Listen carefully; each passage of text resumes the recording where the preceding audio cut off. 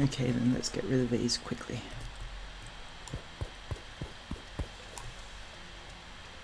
Before we get zombies coming in.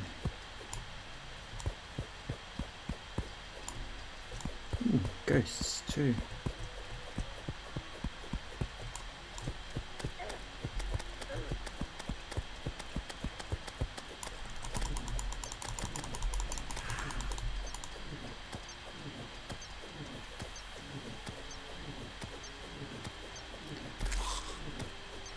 So how did this happen?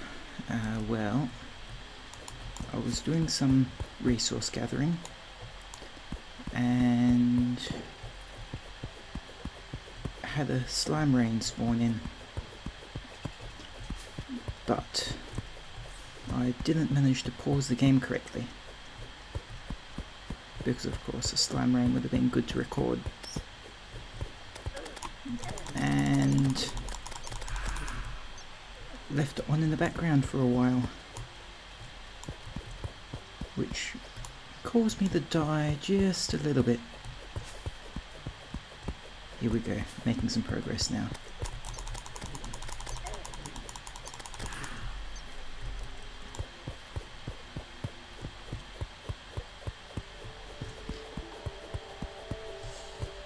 As you can see, quite an awful lot of times. However, it's not all bad news, because I was looking at the newly obtainable walls and bricks that you can now create in 1.4, and I took a peek at the wiki, and you need ecto mist to craft them, which is craftable, which is found in the graveyard biome.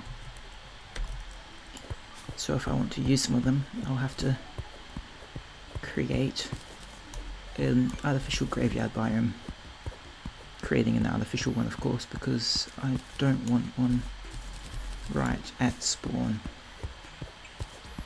It would be... Did I just get an apricot? That's pretty cool. I did. I reckon it gives the well-fed. Ah, that's cool. I wonder what else drops from trees.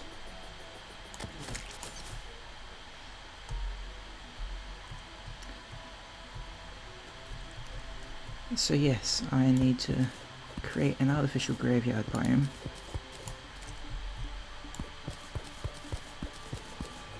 But preferably one where I can be without being swarmed by zombies while I do my crafting. Here we go, starting a new graveyard, and this stuff here is the ecto mist.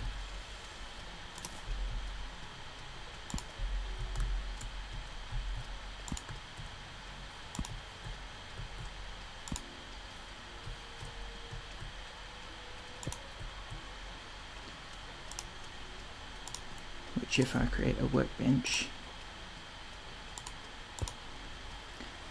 and have a look in our crafting menu, we get the different stone walls, so worn stone walls, craggy stone walls,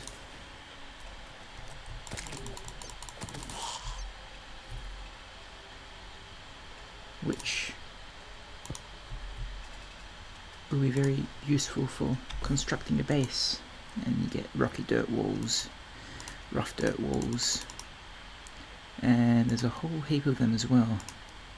So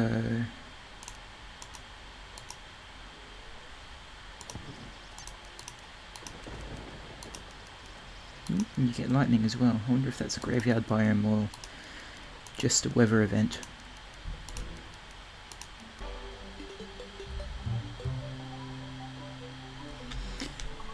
However, now that we have access to a wider range of building materials, it must be time to start a time lapse.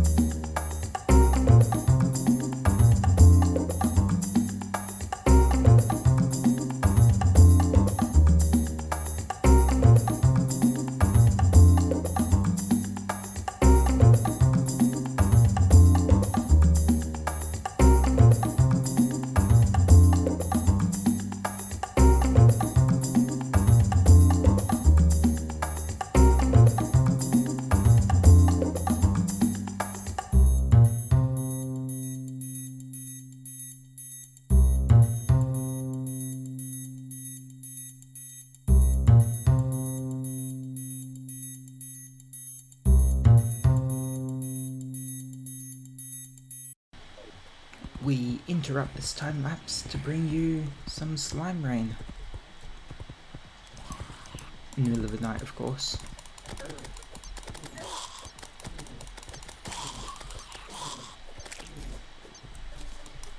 Which really makes it a very good time to kill some slimes.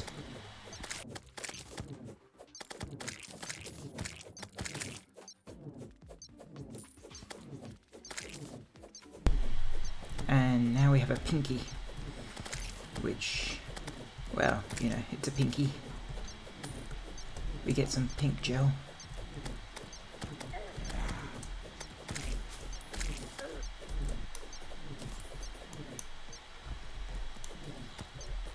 $30 pink gel. I don't know what we'll use it for, but I'm sure we'll use it somewhere. And either way, it's just nice to have. Okay, we must be getting pretty close now.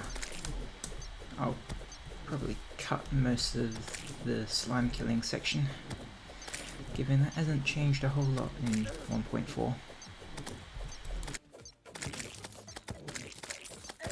And here we go. Where is he? He's there. Oops.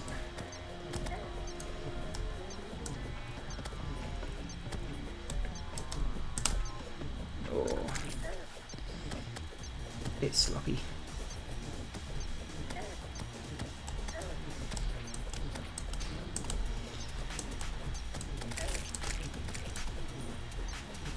Oops. Okay. I expected them to teleport on top of me.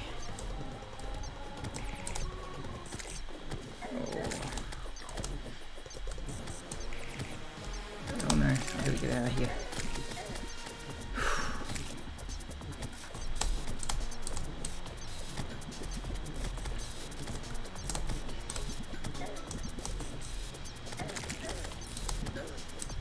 Let's get rid of some of these spike slimes.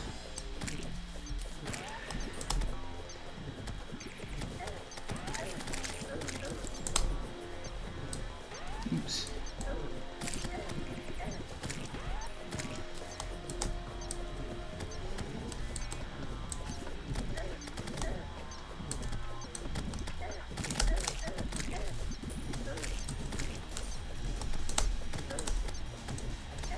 I'm stuck in here now.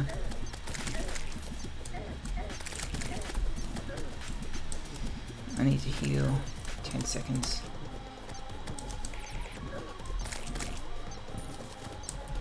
Ah, too late. Damn. Ah well.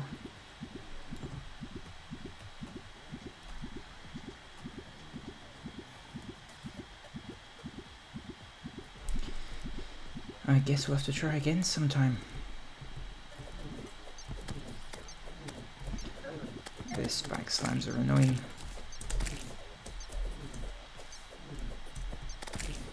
Who's got all my gold?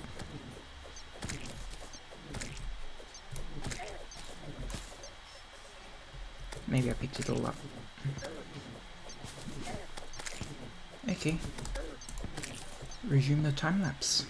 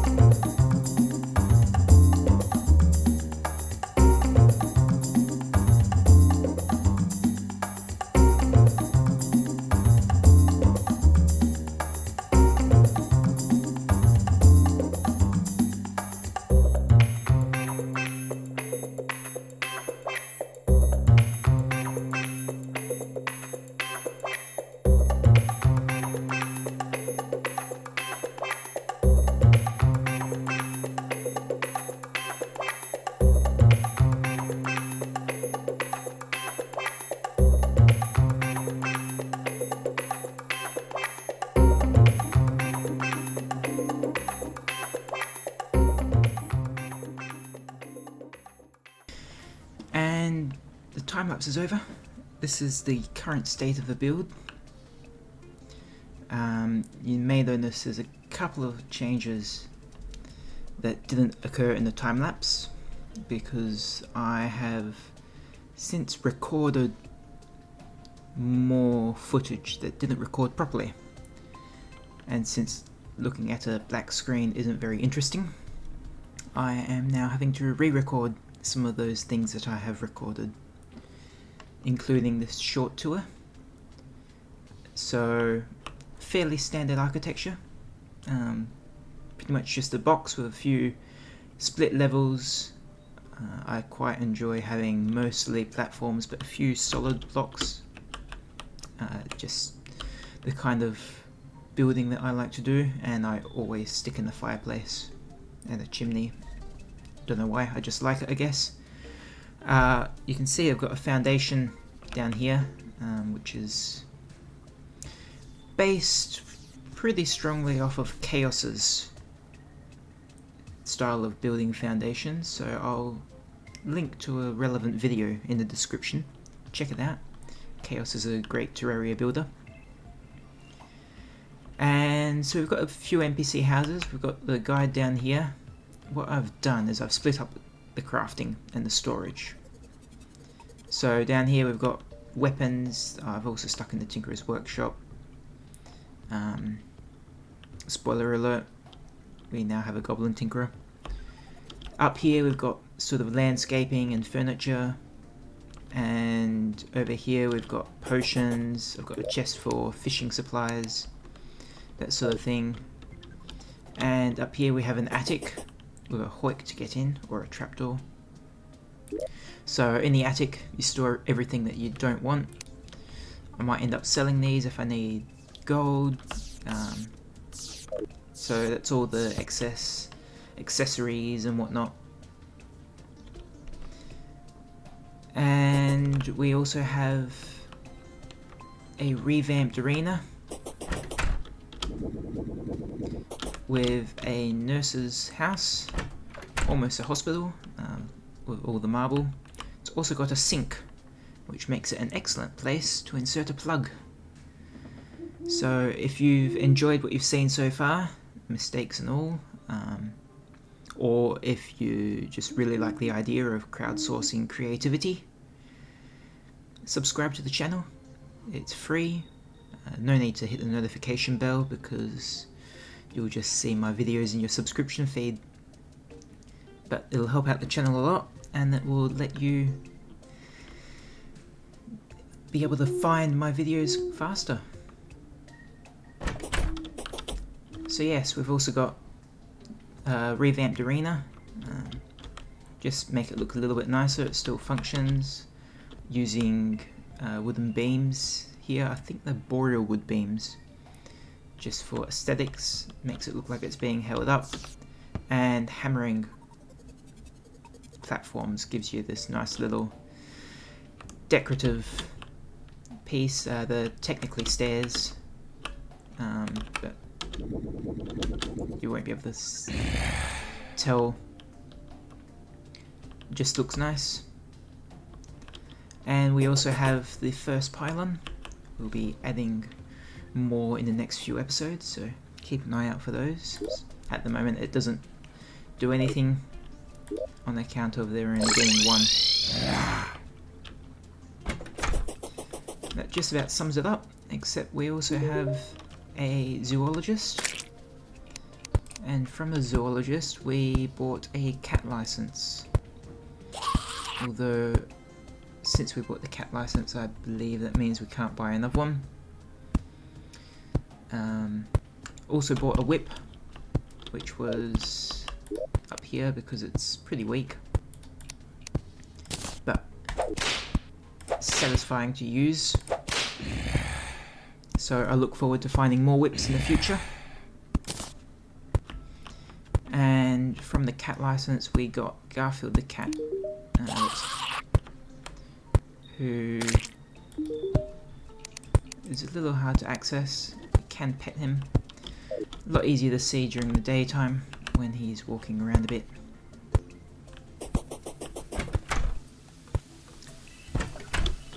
So, one last thing to show during this episode will be the Eye of Cthulhu fight, which I've already done and won, and then checked the recording and found out that none of my recordings have been recording properly since the time lapse was finished, so I've done it again.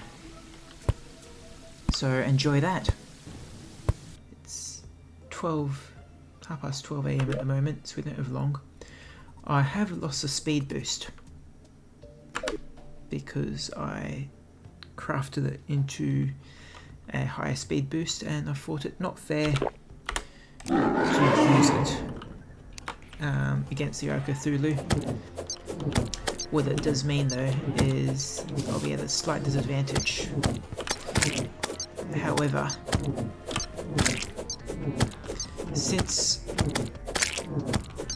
I had a fairly easy time with the Eye of Cthulhu last time, I'm happy to give it a speed advantage, and I think I still have a pretty decent chance. And I have replaced it with a jump boost.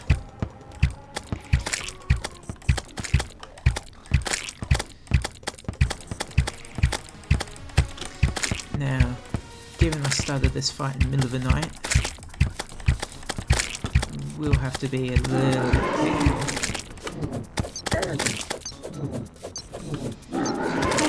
And we are making good time.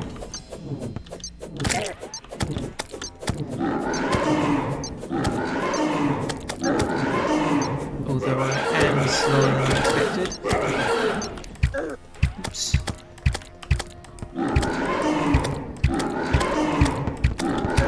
Oh dear. Oops. I thought I could get down there. Oh dear. The speed boost is having a bigger impact on me than I thought it would.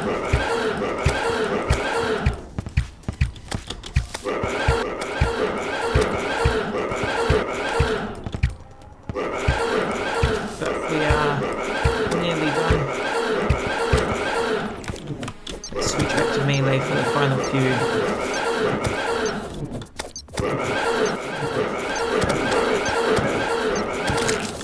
And there we go. That is the Eye of Cthulhu fight.